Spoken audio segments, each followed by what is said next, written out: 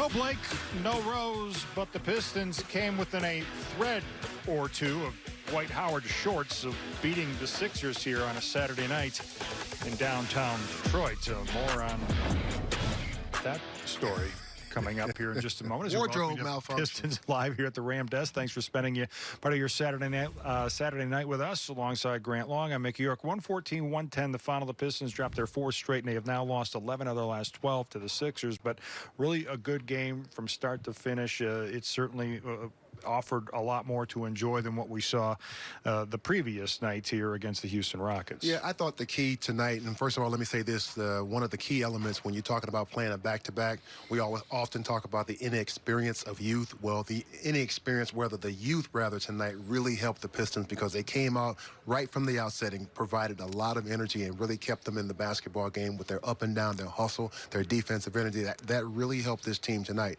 Secondly, I'll say I thought the Pistons did a very good job of keeping the Philadelphia 76ers in the half-court offense, not giving up those opportunities to run out and play without their defense being set. The Pistons were very good in their half-court defense and pretty much contested a lot of those shots. Embiid had a very good night, but a lot of those shots were very difficult to come by. And you pointed this out during the game tonight. Without Blake Griffin and Derrick Rose, the Pistons are just forced to play a different kind of game. Yeah, they are, and more of an up-tempo style basketball game, but a lot more movement as well. You have more guys that are going to, I guess, be productive in the offense, I should say. That's not a knock on Blake or Derrick Rose. It's just a different way, another dimension, I believe, another layer to this team for Coach Casey that he can trot out on the floor in the absence of Blake Griffin and Derrick Rose. We saw some things happen. We saw some guys make some contributions. Take a look at Svi and what he was able to do tonight. Got some shots up, came in very quickly, and got hot. So you could have that in the back pocket if you're Coach Casey.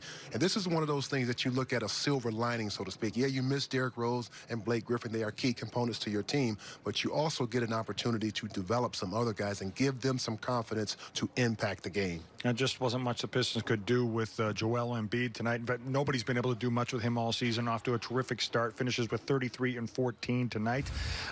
They tried, but Mason Plumlee fouled out. Jahlil Okafor had his issues as well. Isaiah Stewart gave him a battle, but, more often than not, Joel Embiid's going to find a way to beat you. Listen, Joel Embiid may have one other guy in the NBA that's going to give him a run for the best center in the NBA, and that's Anthony Davis, because both guys can really give you something from the outside. They're very good on the inside as well. You saw Embiid there using his girth to get some inside position and score the basket. So he knows what he's doing and knows what he's able to accomplish on the floor, and I can't wait to talk to Greg Kelser because the noticeable difference to me in this Philadelphia team, in particular Joel Embiid, is that when you saw him last year, and we saw him last year and the year before that, lots of three-point shots, lots of playing on the perimeter.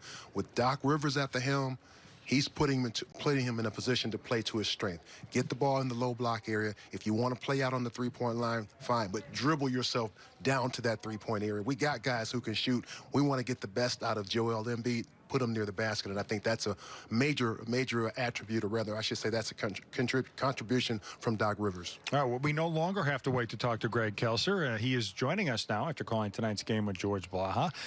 Greg, I'll start there with your thoughts on Joel Embiid. Is this a different player, perhaps, than the one we've seen here in the last few seasons? It is, and it's exactly what I expected once Doc Rivers took over the helm at Philadelphia. I knew that he would be in Joel's ear about playing to your massive advantage.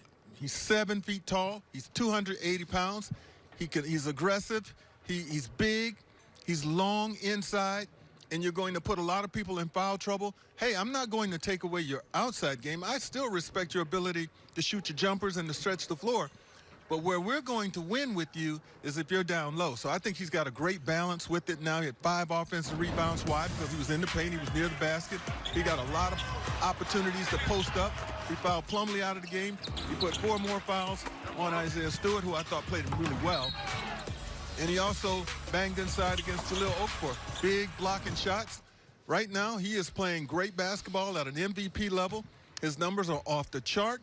And Philadelphia, all you got to do is look at the standings. They're 12-5 right now. They're the best team in the East, and they're only going to get better as Joel Embiid plays more to his strengths. Yeah, Greg, I agree with you. I think Joel Embiid or Doc Rivers complete buy-in from Joel on how he is going to play and how he is going to be an asset to this basketball team. I'll go back to their game against the Celtics last night. 11 of 15 from the field, 2 of 2 from the three-point line, and he shot 15 free throws. That doesn't happen if this was last year and he's playing out on the perimeter trying to shoot three-point shots. Doc has really gotten his ear and got him to buy in on the fact that if he can get down there and take advantage of, because he is very talented. He can do a lot of things on the floor, but where he's going to be best suited for this team is playing near the basket, and I think they have an outstanding chance of being one of those maybe 2 or 3 teams that competes for that Eastern Conference title. I think one of the questions that remain to be answered is, can Philadelphia do out on the road what they do at home? Last year, they were one of the best teams in the absolute league playing at home, but they were horrible on the road. Now, if they can fix that end of it, then you really got to like their chances of getting to the Eastern Conference Finals. I tell you another player, too, Grant and Mickey, that I think Doc Rivers has had an amazing effect on is Ben Simmons. You don't hear people talking about Ben Simmons and his inability to hit outside shots anymore. Doc puts him in a position to take advantage of his strengths. They post him a lot. They let him go to the basket with the basketball. I don't think he shot a jumper. In fact, I know he didn't shoot a jumper tonight, but he still got 20 points. Yeah, and he's season high 20. He's averaging 15, and the way that he goes about doing it is very simple. He likes to play in transition. He likes to run the ball up the floor, and as you mentioned, Greg, taking advantage of that size, put the guys in a position to play to their strengths. That's what good coaches do. They find a way to create those opportunities to get the best out of their players, and I thought, hey, listen, I love Brett Brown. I think he's a fine coach. I've had a conversation with him many of nights.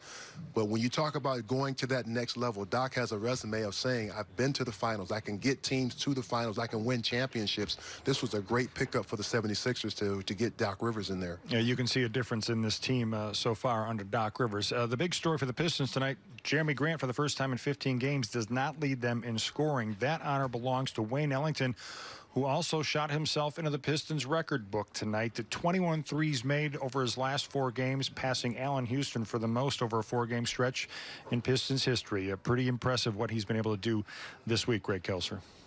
Yep, and considering at the beginning of the season, I don't think Wayne was really in the main plans of this coaching staff, because there were a couple of games when he didn't play at all. Well, can you imagine not playing him at all now? But being the consummate professional, he stayed ready. And when his number was called, not only was he ready, he delivered. And he is doing what he does, coming off those screens, ready to shoot the basketball, spotting up in the corners, putting a lot of pressure. And teams are recognizing what Wayne is really capable of doing, so they're trying to do everything they can to get him off the three-point line, make him cut, make him drive, whatever you can. But he knows where to get to and how to get his shot off. He knows what he wants. And because of his constant movement, I mean, I wouldn't want to be chasing this guy all around the court all game. He's going to move. He's going to put a lot of pressure on you to trail him. And the moment you lose contact with him, that's when he ends up with the basketball, shooting it so well. You know, it's funny that you say that, Greg, and I hope nobody's watching, or rather the other teams are not watching, because we're telling some secrets here. Ellington doesn't do a whole lot inside the three-point line. So I wouldn't call him a one-trick pony, but you mentioned he knows exactly how to get to his space on the floor, because you don't see him take a whole lot of mid-range jump shots. You don't see him. He's not posting up, obviously. He's not getting any layups. He gets a lot of outside shots. So how is he able to do that when he's hunting for a three-point shot a lot of times?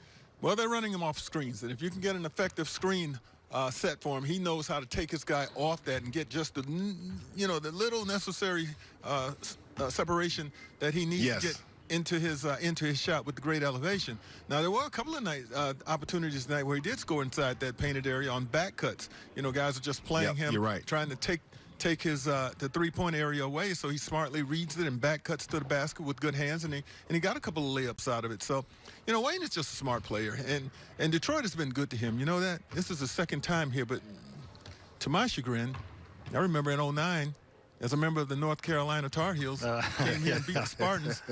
He had an outstanding game. He's used to having some big games here in downtown Detroit. I mean, best night of his basketball career, winning a national championship right here in Detroit. This is his second chance here. He was good. He's been good wherever he's been. He's been on a lot of teams, but wherever he goes, I don't think you'll have anybody saying a bad word about Wayne Ellington. All right, well, as Greg Kelser tries to shake off some of those nightmares from 2009, we will bid him adieu and say we'll see you again on Monday night when these same two teams get together right, again. Guys, sound good.